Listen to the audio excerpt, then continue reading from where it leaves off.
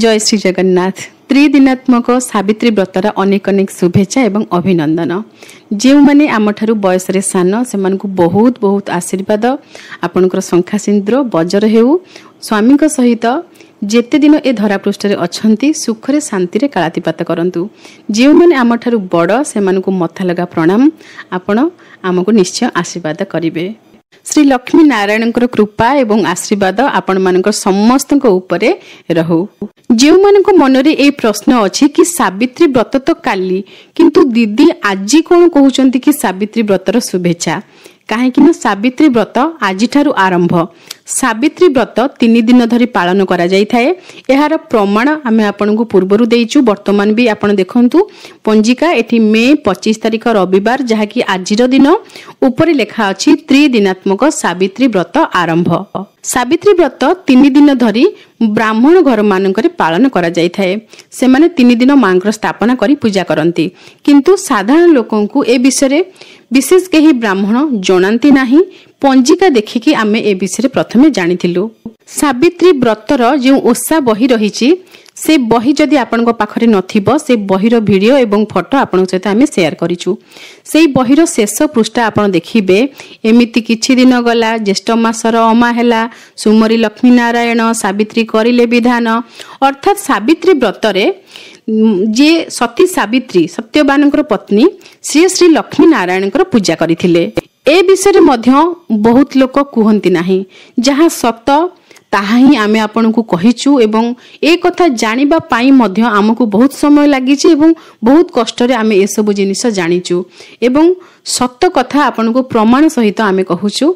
एतिकी जिनिस आपनकु बुझेबा पाई आपण हे तो ओलटा बुझी पारंती कि सावित्री व्रतरे सावित्री सत्यवान को आमे पूजा करूचु।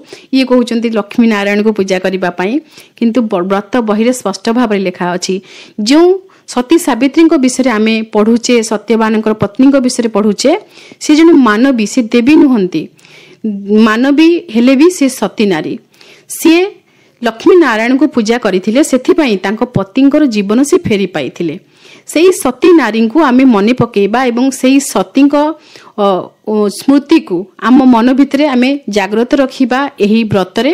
तत्सहित आमे श्री लक्ष्मी नारायण शरण पशिबा। श्री लक्ष्मी नारायण कृपा हेले पति पत्नी जो संबंध जुगल भाव रे पति पत्नी बहुत सुंदर भाव रे एही पृथ्वी पृष्ठ रे धराधाम रे सुंदर भाव रे कालातीपात करिवे। कोनोसी दुख झड़ झंझा तांको जीवन रे आसीबो नाही। दुईटी आत्मा केबे भी विच्छेद हेबे नाही। एही आशा नै कि आमे प्रभुंकर एवं मांकर शरण पशिबा। एही सावित्री व्रतरे एतिकी ही वार्ता। बाकी ओषा व्रतर जो बही अछि ताको आपण पढ़िले आपणकर ओषा दिन रे मन खुशी लागिबो एवं आपण से कहानीटी जानि परिबे। सती सावित्री केउ राजांकर कन्या केउ भली भाव रे यज्ञरु देवी आशीर्वाद कले एवं से कन्या सती सावित्री जन्म ग्रहण कले एवं आगो सब कौन घटना घटिथिला। किंतु मुख्य उपास्य देवता हेउचंती सावित्री व्रतरे श्री लक्ष्मी नारायण। जेहेतु आज प्रथम दिन सावित्री व्रतर तेणु आज श्री लक्ष्मी नारायण जो विग्रह आम घरे अच्छी ठाकुर घरे अच्छी तांको आमे आज भल भाव स्नान करे देथिलु। ठंडा ठंडा शीतल जल रे प्रभु आ माँ एका सांगरे बसिकी सांग होइकी स्नान करथिले एवं पंचामृत रे मध्य स्नान करथिले। बहुत बड़ दिन आज तेणु सपरिवार आमे मिसिकी पूजा करिथिलु। पिला मानकर स्कूल मध्य छुट्टी अछि तेणु पिला माने मध्य ठाकुरंको सेवा करिबा पई बहुत खुशी होउचंदी। आमे ठाकुरंको स्नान करई देबु आमे आरती करिबु आमे ठाकुरंकर कोन कोन काम आमे को ठाकुर घर भी पोछि पकोचंदी। पिला माने बहुत खुशी ठाकुरंको देखिकी कि सतरे ये ठाकुर एति कथा त से बुझुचंती तांकर कोन मन रे आ से माने बसिथिले आमे सांग होइकी ठाकुरंको स्नान करई देथिलु। ये गोटे बहुत बड़ पित्तलर जेमिति तसला ये सेही भली जिंस जहाकू उल्ली कहा जाउची।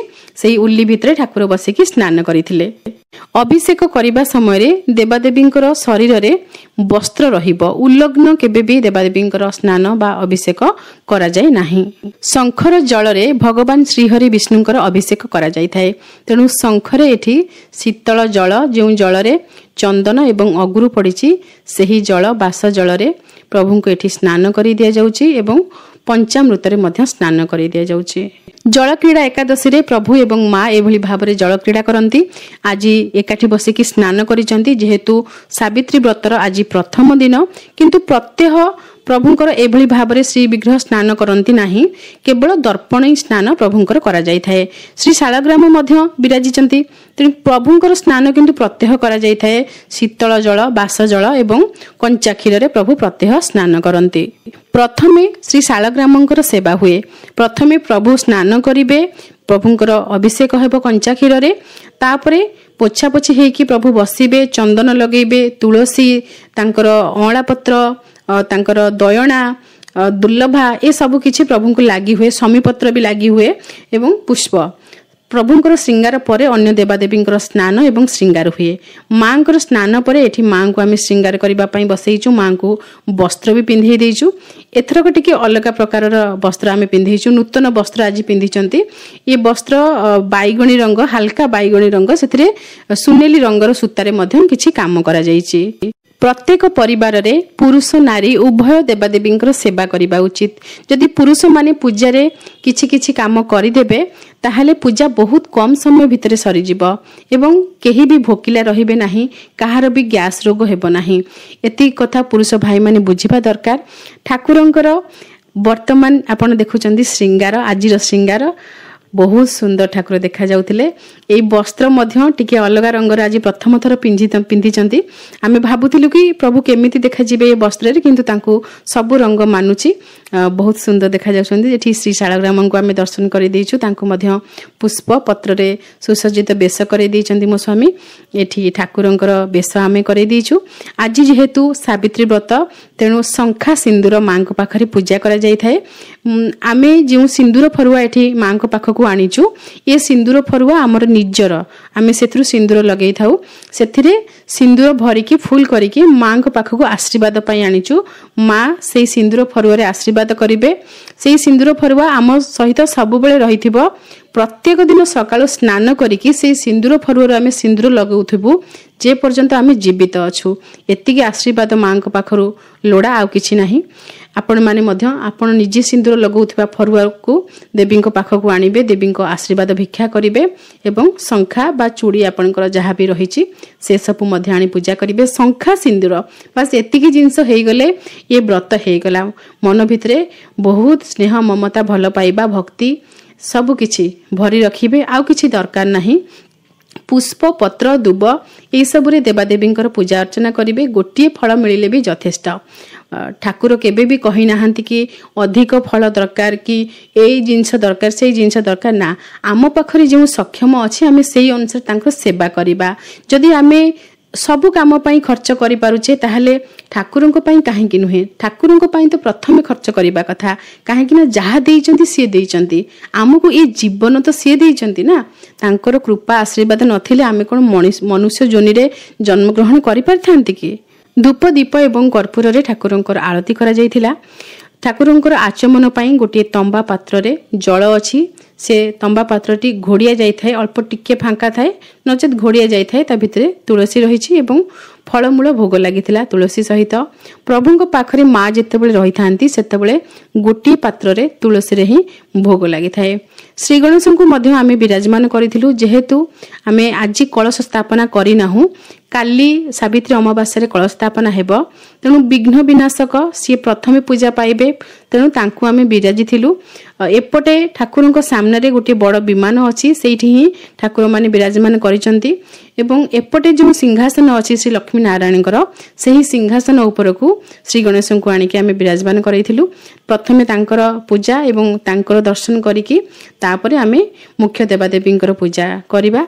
सेथिपई श्री गणेश बसिचंती एठी दक्षिण पार्श्व एवं तांको पाखकू श्री लक्ष्मी नारायणकर अनंत शयन स्वरूप, तापरे माँ और प्रभु बसिचंती एवं श्री शालग्राम बसिचंती। ठाकुरंकर बसिबा स्थान आपनको आमे बहुत भल भाव दर्शन करि दैछु। एठी काली सावित्री व्रतर द्वितीय दिवस, जहाँकि सावित्री अमावास्या नाम नामित। कालीर दिन रे माँ माने अधिक संख्यारे पूजा करिथांती। त्रिदिवसीय व्रत बहुत कम लोकंक घरे पालन करा जाए। 3 दिन व्रत करा जाउची, तार अर्थ नुहे जे समस्ते से व्रत करिवे। सेथिपई आमे आपनको कहू नाहु, केवल जानिबा पई आमे कहूछु कि सावित्री व्रत 3 दिन धरि करा जाई थाए। ए कथा आपण जानि थांतु। कोनोसी विषय जदि आमे ज्ञान अर्जन करिबा, एहा कोनोसी खराब जिंस नुहे। बाकी आपण मानकर बुझिबा पई आमे कहि रखुछु जेतेबेले आश्विन मासरे मांकर नवरात्र पूजा करा जाए 9 दिन धरी आमे व्रत रखि थाउ से समय सबु महिला माने 9 दिन व्रत करि पारंती नाही। बहुत महिला केवल दुर्गाष्टमी व्रत करि थांती। ठीक सेही भली भाबरे सावित्री व्रत रे 3 दिन धरी व्रत न करि पारिले आपण गोटे दिन व्रत करिवे, किंतु आपण जानि रखंतु कि आम संस्कृति एवं परंपरा रे मांकर पूजा 3 दिन धरी करा जाय थाए। सावित्री व्रत रे आपण किपरि मांकर स्थापना करिवे, बरगछ पूजा किपरि करिवे, गर्भवती महिला एवं कोनोसी प्रतिकूल परिस्थिति रे आपण किपरि भाबरे पूजा करिवे, से समस्त विषय रे आमे आपनकु सब किछि कहि सारिछु। आशा करूछु से सब वीडियो आपनको पई सहायकारी होबो एवं आजिर वीडियो मध्ये आपनको पई सहायकारी होइथिबो। भलरे भलरे पूजा करंतु, मांकर एवं प्रभुंकर कृपा लाभ करंतु। आज पई रहूछु।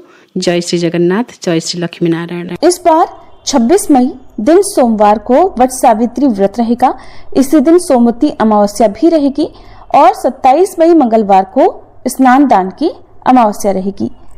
वट सावित्री व्रत से ठीक एक दिन पहले नहाय खाए होता है, तो आपको 25 मई रविवार को नहाय खाए करना होगा। अमावस्या तिथि 26 मई सोमवार को दोपहर 12:13 से लग रही है और अमावस्या अगले दिन सुबह 27 मई मंगलवार को 8:31 पर समाप्त होगी। वट सावित्री व्रत की पूजा का शुभ मुहूर्त, जिसमें प्रातःकाल पूजा मुहूर्त सुबह 4:24 से 5:25 तक रहेगा। शाम की पूजा शाम 7:11 से 8:13 तक की जाएगी। कुछ लोग दोपहर में पूजा करते हैं, तो दोपहर की पूजा का शुभ मुहूर्त दोपहर 2:36 से 3:31 तक रहेगा। गोधूली मुहूर्त शाम 7:10 से 7:31 तक रहेगा और इस दिन राहु काल सुबह 7:30 बजे से लेकर 9 बजे तक रहेगा। राहु काल के समय को अशुभ मुहूर्त माना जाता है, इसलिए इस समय में आप कोई जरूरी काम, कोई शुभ काम करने से बचें। अब देखिए, यहाँ पर अमावस्या की तिथि को लेकर भी लोगों के मन में प्रश्न होगा कि जब अमावस्या तिथि 26 मई को दोपहर से प्रारंभ हो रही है, तो क्या दोपहर से व्रत शुरू करना है या फिर जो सुबह के समय पूजा की जाती है वो कब करनी है? क्योंकि अगर 26 मई को व्रत रखेंगे तो सुबह तो अमावस्या तिथि होगी ही नहीं। ऐसे में आपको एक बात बता दें कि हिंदू धर्म में सूर्योदय से लेकर अगले दिन के सूर्योदय तक जो व्रत होता है वो मान्य होता है। भले ही तिथि 26 मई को सुबह विद्यमान नहीं हो, अमावस्या ना हो, लेकिन सुबह की पूजा आपको सुबह ही करनी है। व्रत भी सुबह से ही प्रारंभ होगा, भले ही तिथि दोपहर से लग रही है। और सबसे बड़ी बात कि इस व्रत में निर्जला और निराहार रहा जाता है। ऐसे में क्योंकि गर्मी का मौसम होता है, तो अगर आप सुबह की पूजा देर से करेंगी तो आपके लिए परेशानी हो सकती है, क्योंकि इस व्रत में जब तक सुबह पूजा नहीं की जाती तब तक सभी लोगों को निर्जला और निराहार रहना चाहिए।